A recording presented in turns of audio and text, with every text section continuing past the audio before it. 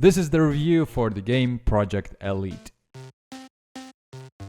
We have 8 burning questions about this game and we're gonna answer them. But before we do, Janis, you have a task in 1 minute.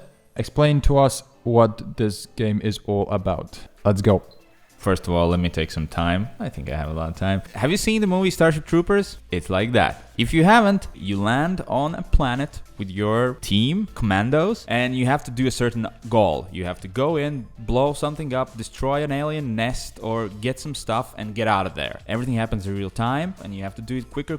Like I have. How much time do I have? Oh, I have 12 seconds, so let me just take a moment here. If you complete this without losing the game in that certain time, you win. If not, you lose. So you have to work together in a way, but you can't talk because you have to roll dice and say, that's the end of this overview. This timer actually plays a big role in this game as well, because you have 2 minutes to kind of play the game. Project Elite is a cooperative, real-time miniature game where you together by rolling dice have to accomplish certain goals before you lose the game. And you lose the game either by the rounds running out or if some of the loose conditions are fulfilled. Somebody dying or the aliens getting to your escape ship or things like that. All right, let's get to the questions.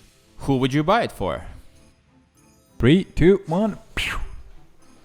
Mine is people who get bored easily. If you have friends who get bored of, Euro games or games that go slower, then this is for sure for them because it's so quick, it's full of action, and the downtime is like almost none. If you feel that people you've got into games or try to get into games feel that games are just too boring, too slow, not enough action, well, this definitely, is not an issue with this game. You're actually happy that there are those slower things you have to do in between the action rounds where you move the monsters and everything, because then you're like, okay. Yeah, you have to think about what just happened. To be honest, I think a lot of video gamers aren't board gamers. I mean, if you're a gamer, you're a gamer. But there are some that aren't, and maybe especially teens, then I think this is a good way to, get them over to this front. If you take anything away from this video, then a gamer is a gamer. Remember that. What do you think about the price of the game? 3, 2, 1. Mine is the most boring and non-descriptive answer ever. First, I'm gonna say no. 100 euros for this game? That's too much. Wait, yes. It has tons of minis actually. Sure, most of them are these little guys that are the same, all of them, but there are quite a bit of them in there.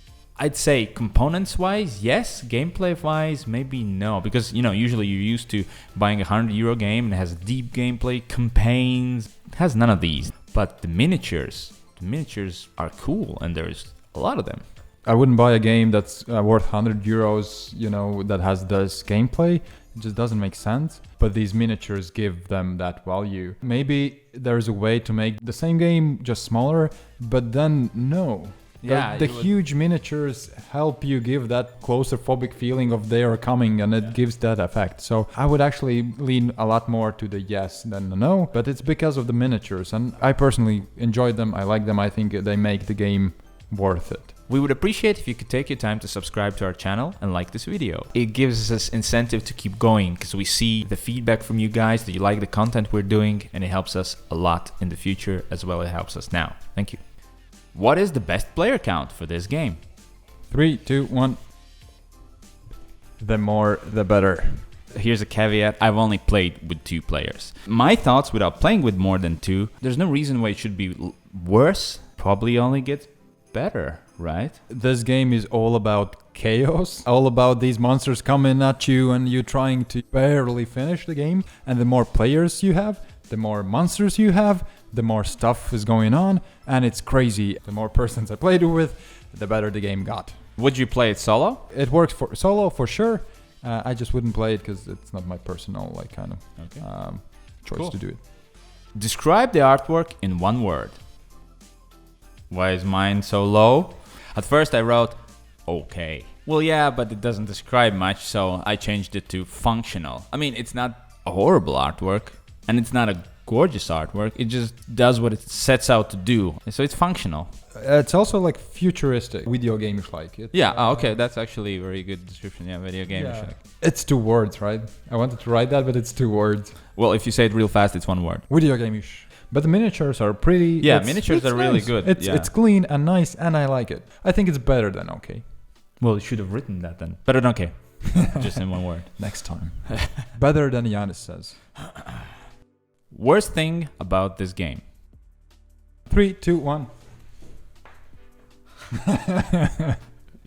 I have it. You have it. I should start, right? Yeah. This is your game, right? So you gave it to me to test it out, and I tested it out many times. It's not a game I would buy if a friend of mine has it. It's not that type of a game. You know, there are games that I will buy it no matter what. I have to have it. This doesn't have that little like it to it, but it's a good game. Okay, mine's a bit more specific because, you know, I don't have that problem. Before each game, you have to set up event deck that adjusts the level of difficulty for the game. I feel like it's a hustle, and I'm like, come on. Because setting up the game is real quick and easy, except that part. Yeah, I totally agree with you because you taught me this game as well. And the only questions I had about this game was about the event deck, how to set it up, how to know what cards to pick. So, totally true. What is the most similar game to this game? Ready? 3, 2, 1. Oh, any tower defense. It's what it is. If you have ever played any computer or old Flash games, you're probably gonna enjoy this one as well. Oh, that's a good comparison. I didn't think of that. Well, mine's very similar. It came out, I think, last year. It's called Kung Fu Panda, the board game. And it's also a real-time game. It also has miniatures, and you go through different scenarios. It's just a bit simpler. It's more oriented toward kids and families than this is. Even though this is not a complex game, that is even simpler. A bit different, but Space Alert.